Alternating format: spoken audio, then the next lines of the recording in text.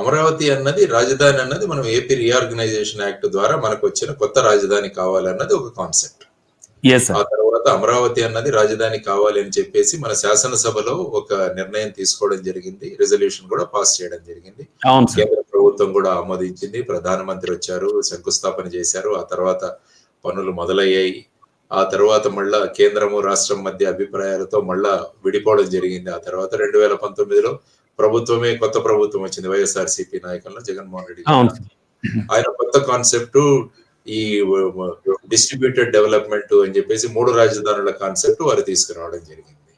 So ఆ తర్వాత మళ్ళా అమరావతి పక్కనగా పడిపోయింది. దాంతో ఇక్కడ భూములు ఇచ్చిన రైతులన్నీ కూడా మళ్ళా వాళ్ళు నిరాహార దీక్షలు, సమ్మెలు, పాదయాత్రలు చేసి మళ్ళా వాళ్ళు ముందుకు రావడం జరిగింది.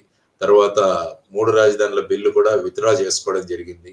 తర్వాత హైకోర్టు కూడా ఇక్కడే రాజధాని ఉండాలని చెప్పడం జరిగింది. దాని మీద మళ్ళా అప్పటి ప్రభుత్వం సుప్రీం కోర్టుకు వెళ్ళడం జరిగింది.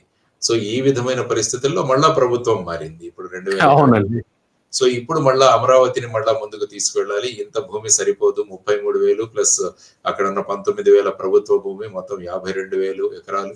ఆ తర్వాత ఇంకొక 35 నుంచి 40,000 ఎకరాలు కావాలి అంటే ఫుల్ ఫ్లెడ్జ్డ్ గా డెవలప్మెంట్, ఒక ఇంటర్నేషనల్ ఎయిర్పోర్ట్, ఇవన్నీ రింగ్ రోడ్లు ఇవన్నీ డెవలప్ చేయాలంటే కావాలన్నది ప్రస్తుతం ఉన్న కాన్సెప్ట్. సో ముఖ్యంగా ఇందులో అంతకు ముందు కాన్సెప్ట్ లో నవనగరాలను అభివృద్ధి చేయాలన్నది ప్రధానమైన ఉద్దేశం. అందులో సుమారుగా ఒక 7,000 మందికి ఉపాధి కల్పించాలన్నది కూడా మొదటి ఆ డ్రాఫ్ట్ లో వాళ్ళు ఇచ్చిన ఒక అభిప్రాయం. ఆ తర్వాత ఏంటంటే మళ్ళా ఒక 35 నుంచి 40,000 ఎకరాలు ల్యాండ్ పూలింగ్ చేయడం. కానీ బేసిక్ గా ఏంటంటే మళ్ళా ఇది ఒక రియల్ ఎస్టేట్ ప్రాజెక్ట్ కాదు. ఇది ఎప్పుడు కూడా ఒక క్యాపిటల్ ఫర్ ది స్టేట్ అన్నది మనం ఆలోచించుకోవాలి. భూములను అమ్ముతాము ఈ విధంగా మాట్లాడుతున్నారు. కానీ ఫైనల్ గా అమరావతి అన్నది ఎకనామిక్ యాక్టివిటీని ఎలా డ్రైవ్ చేస్తుందో అన్నది చూడాలి. పెట్టుబడి ఎంతమంది వస్తారు, పెట్టుబడులు పెట్టేవాళ్ళు ఏ విధంగా మీరు ఆకర్షిస్తున్నారు, మీ ఏమైనా ప్రత్యేక రాయితీలు మీరు ఇస్తున్నారా, ఏ విధంగా గుజరాత్ లో గిఫ్ట్ సిటీకి ఏ విధమైన రాయితీలు వచ్చాయో మరి కేంద్ర ప్రభుత్వం నుంచి ఆ రాయితీలు మనం అమరావతిలో కూడా ఇవ్వచ్చు కదా. తర్వాత విభజన హామీలు ఏవైతే ఉన్నాయో, ప్రత్యేక హోదా ఏదైతే ఉందో వాటిలో ఉన్న హామీలను మళ్ళా మనం తీసుకురావచ్చు కదా అమరావతికి. సో ఇవన్నీ కూడా ఆలోచించాల్సిన అంశాలు. ఎందుకంటే ఎవరు వస్తారు ఇన్వెస్ట్మెంట్ చేయడానికి, ఎవరు వస్తారు అమరావతిలో ఉండడానికి అన్న దాని గురించి మనం ఆలోచన చేయాలి. ఇందులో ముఖ్యంగా కేంద్ర ప్రభుత్వ సంస్థలకు చాలా భూమి అలాట్ చేయడం జరిగింది లాస్ట్ టైం. కాబట్టి కేంద్ర ప్రభుత్వం వారు ఆ కార్యాలయాలు కట్టుకుంటే అందులో పనిచేసే వాళ్ళు వీళ్ళందరూ వస్తారు. ఆ తర్వాత మనము సెక్రటరియట్ నిర్మిస్తున్నాము, తర్వాత వచ్చేసి ఆ హైకోర్టు నిర్మిస్తున్నారు, తర్వాత వచ్చేసి అసెంబ్లీ కూడా నిర్మాణాలు జరుగుతున్నాయి. సో ఈ 3 బిల్డింగులు నిర్మిస్తే వీటిని చూడడానికి పర్యాటకులు వస్తారు, కానీ అక్కడ ఉండడానికి ఎవరు ఉంటారు అన్నది మనం మెయిన్ గా ఆలోచించాలి.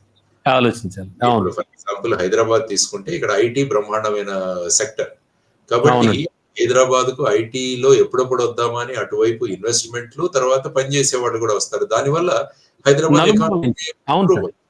అదేవిధంగా ఫార్మా ఇండస్ట్రీ ఇక్కడ విపరీతంగా డెవలప్ అయింది. ఫార్మా ఆ తర్వాత ఇక్కడ హాస్పిటల్స్ కావచ్చు, మిగతా సెంట్రల్ గవర్నమెంట్ ఇన్స్టిట్యూషన్స్ కావచ్చు, ఎడ్యుకేషనల్ ఇన్స్టిట్యూషన్స్ కావచ్చు, వీటన్నిటి వల్ల ఏంటంటే ప్రజలు వచ్చి ఇక్కడ ఉంటున్నారు. సో ఆ విధంగా అమరావతిలో ఉండడానికి ఏ విధమైన ఎకనామిక్ ఫ్యాక్టర్స్ డ్రైవ్ చేస్తాయి అన్నది కూడా స్పష్టంగా తీసుకురావాల్సిన అంశం. ఎందుకంటే 1,00,000 ఎకరాల దాకా మళ్ళీ మరోసారి ల్యాండ్ ఎక్వైర్మెంట్ కానీ అంటే ల్యాండ్ మళ్ళీ కావాలి అనేది దాని మీద చర్చ నడుస్తోంది సార్. ఇది అంటే ఫస్ట్ ది డెవలప్ చేయకుండా ఇది ఎంతవరకు అవసరం అనేది ఒక ప్రశ్న. యాక్చువల్ గా మొదట్లో ఏముందంటే ఒక 1,500 ఎకరాలతోనే సరిపోతుంది, దాని తర్వాత నెమ్మదిగా డెవలప్ చేసుకోవాలన్న కాన్సెప్ట్ వచ్చింది. హూజ్ క్యాపిటల్ ఈజ్ అమరావతి అన్నది కూడా పుస్తకాలు కూడా వచ్చాయి. దాని మీద చర్చ కూడా జరిగింది. అమరావతి ఎవరి రాజధాని అన్నది కూడా చర్చలు చేశారు. కొంతమంది ఇది ఒక సామాజిక వర్గానికి చెందిందని రకరకాల విమర్శలు వచ్చాయి.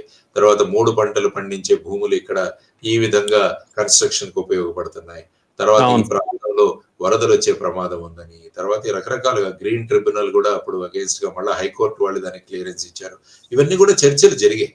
ఆ తర్వాత ఏంటంటే ఫైనల్ గా ఒక ప్రాంతము బిల్డింగులు కట్టినంత మాత్రాన ఆ ప్రాంతం అభివృద్ధి, ఆ ప్రాంతంలో ఎకనామిక్ యాక్టివిటీ ఉండాలి.